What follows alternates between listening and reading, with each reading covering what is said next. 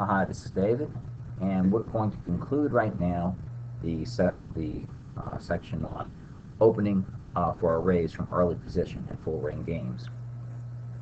The last video we talked about what hands would be included for our bluff raises, and the candidates that I threw up are these here: small suited aces, big offsuit broadways, small pocket pairs, and suited connectors and gappers. And the important thing to remember about these hands and why you would even consider them is because they are not good enough to open limp. Okay? If you get one of these, you're in doubt, just throw it away. They are not good enough to open limp. Now, the big offsuit broadways, and we're talking about ace jack offsuit, ace 10, king queen, king jack, king 10. Those hands should not be played first as a limp or as an over limp, or as a raise. You shouldn't play these things at all in early position. All of these are hands to play in late position when the pot has not been raised. Okay? If there are a couple of limpers in, you might try to steal in late position, and in some cases you use hands as 3-bet bluffs when you're in late position, but these are not early position hands. Small suited aces are best suited to over limp when people are already in. They're not good candidates really for open raising, and it's because they make dominated hands. You'll be called by players who have bigger aces, and you'll be in trouble when you flop an ace. Small pocket pairs, pocket sevens and lower, are generally not good hands to play when other people have not limped in before you. But when other people have limped in, they are very good to play. They are candidates for open raises if you feel comfortable using the suited connectors and gappers. Okay? Gappers are better for players who can do multi-barrel bluffs, who can look for opportunities to get all in on draws, who are not uncomfortable playing draws out of position, who are just better at reading their opponents, reading boards. They have more opportunities with the suited connectors and gappers. Less experienced players, they find the small pocket pairs better for their bluffing. Now, our 100 hand early opening range now includes the premium hands, aces, kings, queens, and ace king for 34 combinations. Then we have group 2. Group 2 is the best of our medium strength hands. These continue versus mini raises, and sometimes we 4-bet bluff with them, but they usually fold to a healthy 3-bet. We're talking about ace queen, ace jack suited, and pocket jacks, which we're going to have about 1/3 of the time.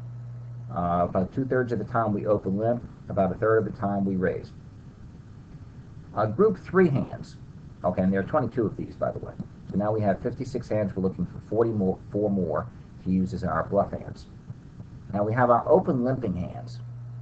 Okay, this is group 3. These are better than our bluff raise hands, and that's why we're not using these to bluff raise. These are our big suited hands and medium pocket pairs. We're talking about ace 10 suited, king queen, king jack suited, pocket jacks, 10s, 9s, 8s, and 7s. Okay, all of these hands are too good to bluff with. We don't want to have to fold them to a 3-bet. They all play well in multi-way pots. They can draw to straights, flush, sets. Now, if you're in a loose passive game where there's very little raising and lots of people limp in, you can add some more hands into your open limping range, like pocket 6s, 5s, and 4s, ace 9 suited, ace 8 suited, and maybe even a few others. Now, group 4 is our raises. Okay, these are generally good enough to limp if others have limped in first, but we bluff raise when we are first in, as they are not generally strong enough to open limp. These are what I suggest using. I suggest the suited connectors and 1 gaps between queen high and 6 low. Okay? Queen jack suited, 10 suited, 10 9 suited, 9 8 7 suited, 7 6 suited. And then these 1 gappers from queen 10 suited down to 8 6 suited. These are suited hands, so they have 11 combinations each. We have 11 of them, so this adds 56 hands to our opening range, and just our total of 100 hands. So, now we're pretty well set. I'm not saying that this is the opening range for you to use. I'm not saying it is the optimal range. Okay? You can construct your range based on your game conditions and what you think is best. If it's a very loose passive game, you may be able to open raise with twice this many hands because people are not 3-betting you enough.